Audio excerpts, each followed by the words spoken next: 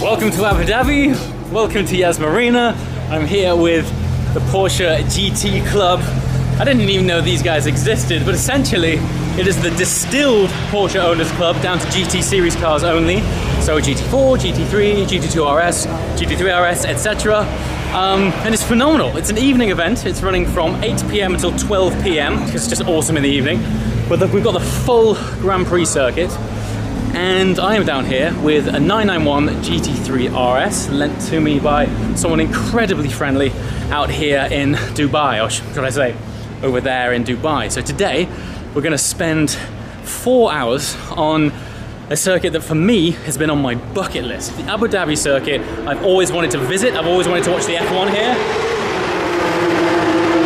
And I've always wanted to drive it. And today we're super lucky because we have the full Grand Prix circuit. So yeah, without further ado, let's check out some of the fantastic cars there are here. They're predominantly GT3s and GT3 RSs, which I'm incredibly happy about. And then let's hop in and drive the full track. I think it's just over 5K. There's a lot to learn. Let's hit it.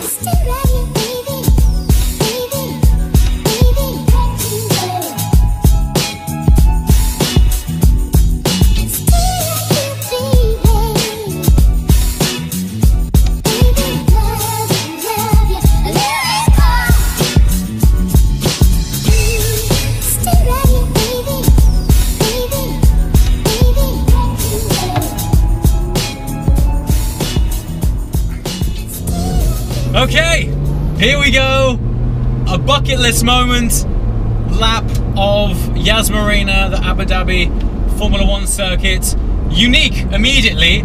I'm not aware of any other circuit in the world that has a subterranean pit exit. Let me know in the comments if you know of one, because I'd love to see it. It's so cool. And off we go.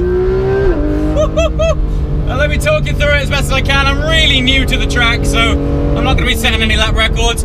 First things first, entry to the circuit, they blend the apex and the racing line with the pit exit. It's very weird. I would imagine in Formula 1 it's crazy.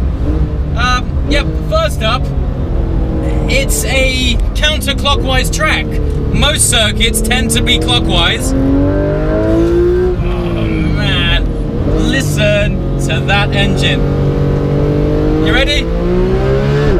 Woohoo! Porsche!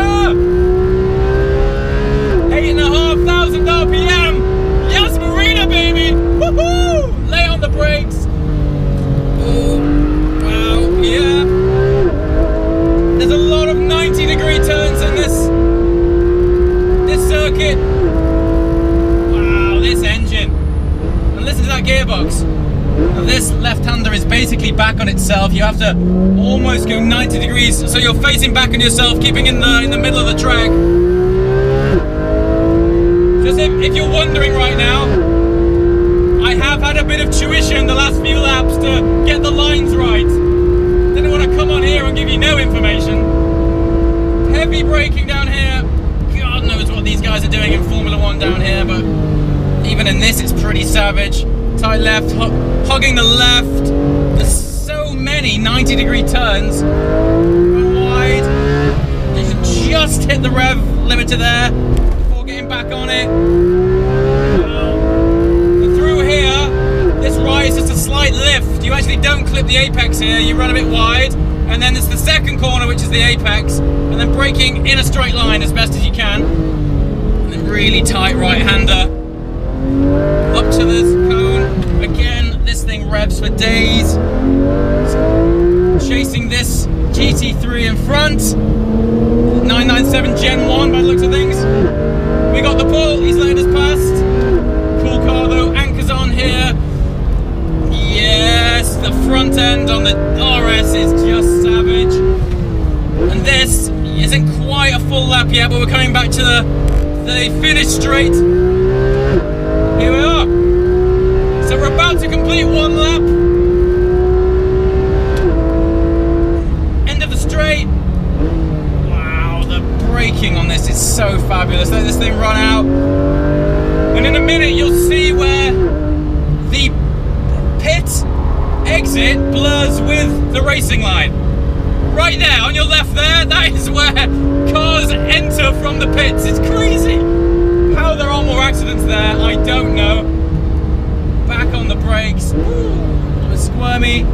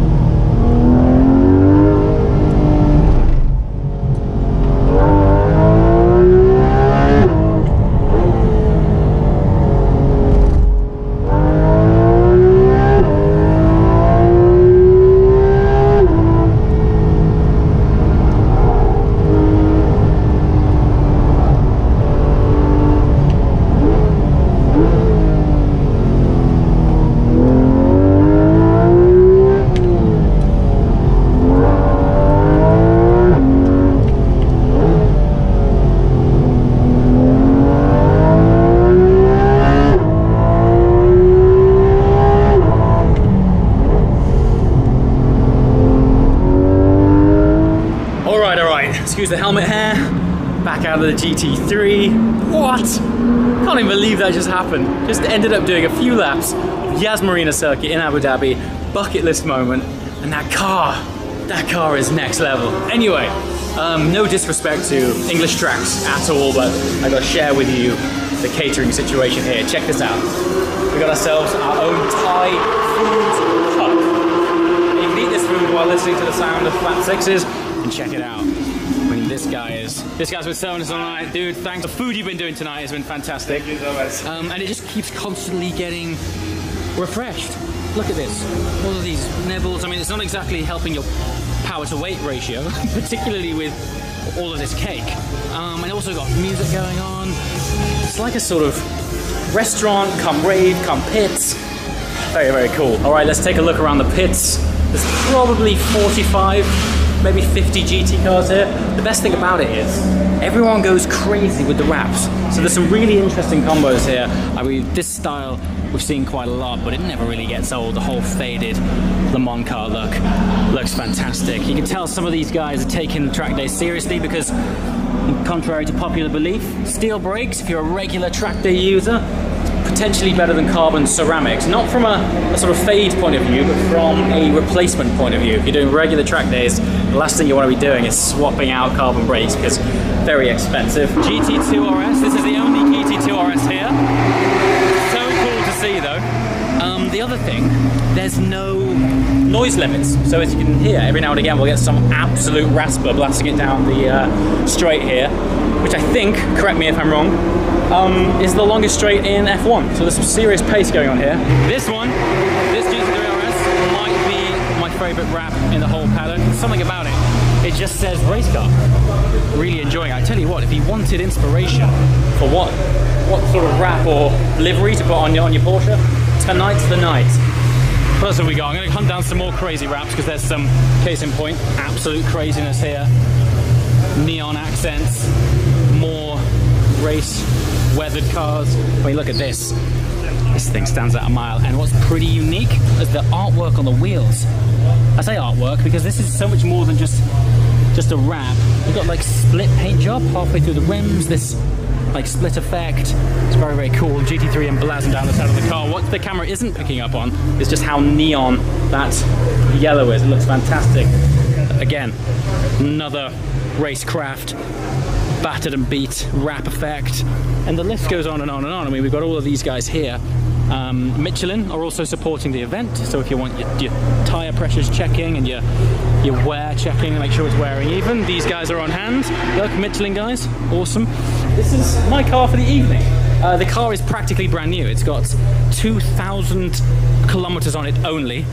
And every time I sit in it, it takes me right back to my old car. Even though mine wasn't an RS, the interiors are pretty much identical. And when you get in it, it just feels so good.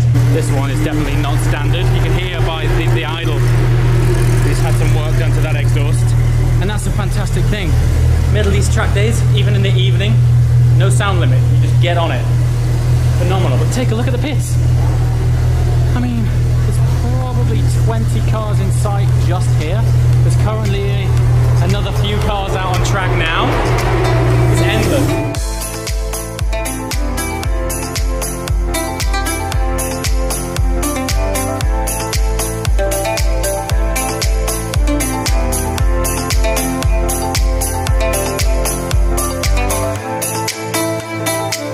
Okay, track day over, or should I say track evening over. Next thing on the agenda is to, tonight we're staying at the Yas Marina Hotel, the Viceroy Yas Marina, which you can just see over there with the multicolored lights all over it. That's the iconic hotel that you see that stands out during the Abu Dhabi Crew Grand Prix when the sun goes down. That's the hotel. Always somewhere I've wanted to go. So let's hop back in the Lambo and do this.